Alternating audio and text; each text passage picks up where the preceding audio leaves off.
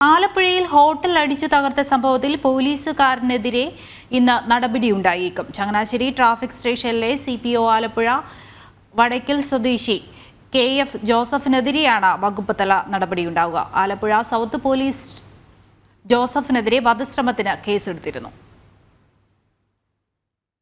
വകുപ്പ് തല നടപടികളുടെ ഭാഗമായി CPO CF ജോസഫിന്റെ മുൻകാല പ്രവൃത്തികളെക്കുറിച്ച് അന്വേഷിക്കാൻ സ്പെഷ്യൽ ബ്രാഞ്ച് DYSPയോട് കോട്ടയം SP ആവശ്യപ്പെട്ടിട്ടുണ്ട്. ഇന്ന് തന്നെ പ്രാഥമിക റിപ്പോർട്ട് നൽകണം. ഹോട്ടൽ തകർത്ത സംഭവത്തിൽ ആലപ്പുഴ SPയുടെ റിപ്പോർട്ടും തേടി. റിപ്പോർട്ട് കിട്ടിയാലുടൻ ജോസഫിനെതിരെ വകുപ്പ് തല നടപടിയുണ്ടാകുമെന്ന് കോട്ടയം SP അറിയിച്ചു. വധശ്രമത്തിന് കേസെടുത്ത ആലപ്പുഴ സൗത്ത് പോലീസ് ഇന്നലെ തന്നെ ജോസഫിന്റെ അറസ്റ്റ് രേഖപ്പെടുത്തിയിരുന്നു. ഇന്നലെ വൈകിട്ടാണ് ചങ്ങനാശ്ശേരിയിൽ നിന്നും ജോലി കഴിഞ്ഞെത്തിയ ജോസഫ് ആലപ്പുഴ കളർകോടുള്ള ഹോട്ടലിലെത്തി അതിക്രമം നടത്തിയത്. ഹോട്ടലിന്റെ ചില്ലുകൾ അടിച്ചു തകർക്കുകയും ഇരുചക്ര വാഹനം ഓടിച്ചു കയറ്റുകയും ചെയ്തു. അരമണിക്കൂറോളം ജോസഫ് ദേശീയപാതയോരത്തുള്ള ഹോട്ടലിൽ ഭീകരാന്തരീക്ഷം സൃഷ്ടിച്ചു. ഹോട്ടലിലെ കുഴിമന്തി കഴിച്ച ശേഷം മകന് ഭക്ഷ്യവിഷബാധയുണ്ടായെന്ന് പറഞ്ഞായിരുന്നു ആക്രമണം. പ്രതിയെ ഇന്ന് കോടതിയിൽ ഹാജരാക്കും. ജനം, ആലപ്പുഴ.